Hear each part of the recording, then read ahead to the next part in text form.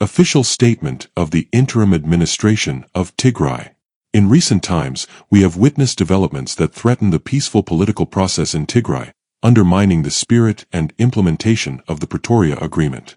There have been repeated provocations and attacks against Tigray, including deliberate efforts to create and arm groups in Afar with the intention of instigating conflict and destruction on the peoples of Tigray and Afar. Armed groups operating under the banner of Hara Merit in Afar have repeatedly attacked areas around Kaniba and Abayala last year.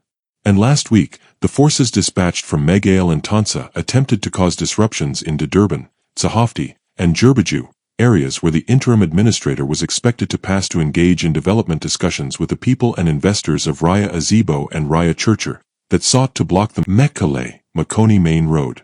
Despite these challenges, the people and the interim administration of Tigray have chosen not to publicly disclose the full extent of the situation, motivated by a deep desire to resolve internal matters through negotiation, and by respect for the long-standing brotherhood and good neighborliness between the peoples of Tigray and Afar. We continue to reject any form of chaos or instability in Tigray.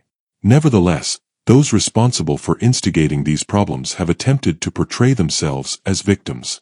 On Wednesday, November 5, 2025, the Communication Bureau of the Afar National Regional State issued a statement falsely accusing Tigray security forces of crossing into Afar territory and launching attacks. This accusation is entirely baseless.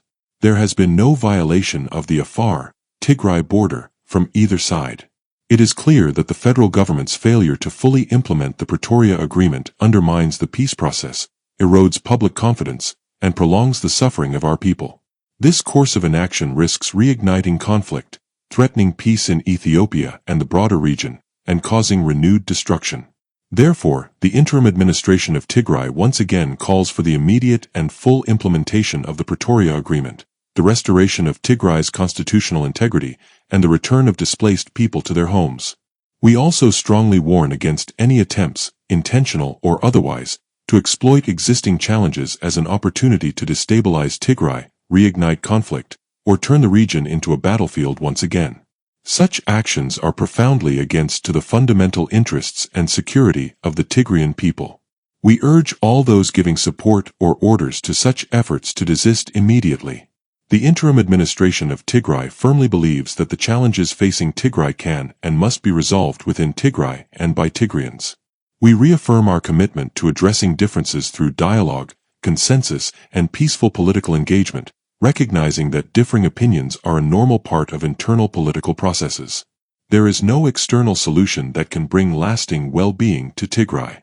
We also reaffirm our conviction that sustainable peace and security can only be achieved through the strict implementation of the Pretoria Agreement.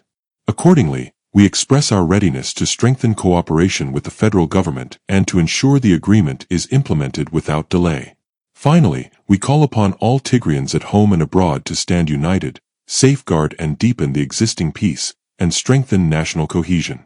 The people and the interim administration of Tigray express heartfelt gratitude to the international community for supporting the just demands of our people, amplifying their suffering, and helping to end the genocidal war through the Pretoria Agreement.